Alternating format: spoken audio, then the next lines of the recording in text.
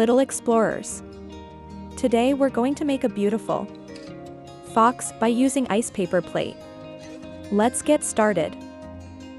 First, take a paper plate and color it orange. Now fold it from the both sides.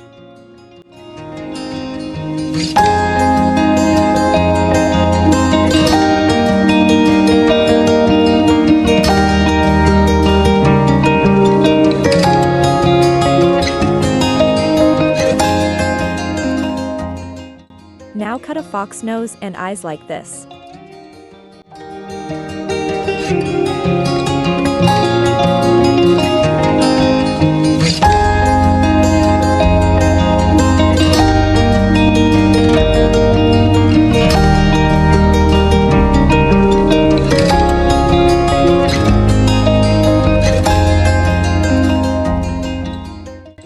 Now cut the fox ears from the cardboard and paste it on the plate.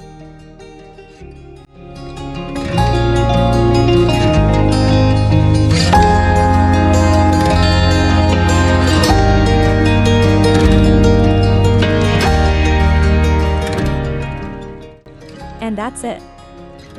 Bravo! You make a wonderful fox. Thanks for watching.